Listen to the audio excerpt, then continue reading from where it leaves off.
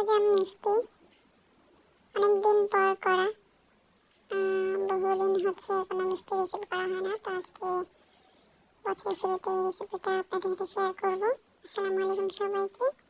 এখানে হচ্ছে আমি 1 কাপ গুঁড়া দুধ, হচ্ছে 4 টেবিল চামচ ময়দা, আর হচ্ছে 1 চা চামচের মতো বেকিং পাউডার, আর ঘি নিয়েছি 1 টেবিল চামচের মতো মিশিয়ে নিয়েছি। আর লিকুইড দুধ দিয়ে আমি খামিরটা মেখে নিয়েছি এরকম একটু আঠালো করে। মেখে আমি 10 মিনিটের জন্য রেখে দিয়েছি। তারপর হচ্ছে এখানে আমি 1.5 কাপ চিনি নিয়েছি আর তার ডাবল পানি নিয়েছি। দিয়ে হচ্ছে আমি এটাকে শিরা বানিয়ে নেব। এখানে মিষ্টিগুলোকেও আমি বানিয়ে নিয়েছি, দেখতে পাচ্ছেন একটু লম্বা করে বানিয়েছি আমি। আর তেল গরম করতে দিয়ে দিয়েছি। তেলটা বেশি গরম না থাকতে মানে এরকম হালকা বুদবুদ উঠবে, সে পর্যায়ে মিষ্টিগুলো দিয়ে দিলাম।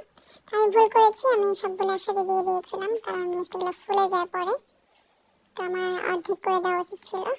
যাই হোক, আপনারা সেটা দেখে বুঝে দিবেন আর কি। আমি সবগুলো দিয়ে দিয়েছি। আস্তে আস্তে মিষ্টিগুলো ফুলে যাচ্ছে আর কি। আর আস্তে আস্তে এগুলোকে ভেজে নিতে হবে। এই যে দেখতে পাচ্ছেন অনেকটা ফুলে গেছে এখন। আমি এপিট ওপিট করে ভালো মতো লাল লাল করে ভেজে নেব, ভেজে তুলে নেব আর কি। এটা আমি ভেজে তুলে নিয়েছি, এরকম লাল রেখেছি আর কি। চাইলে আপনারা গোল করতে পারেন, সাইজ ছোট করতে পারেন, তাদের ইচ্ছা। এরপরে হচ্ছে আমি শিরা যে তৈরি করেছি সেটা বলক তুলে নিয়েছি। শিরার মধ্যে হচ্ছে এখন আমি মিষ্টিগুলোকে এক এক করে দিয়ে দেবো। দিয়ে হচ্ছে আমি 10 মিনিটের মতো জাল করবো। এইটা দিয়ে দিয়েছি। 10 মিনিটের মতো জাল করার পর হচ্ছে আমি ঢাকনা দিয়ে দেবো।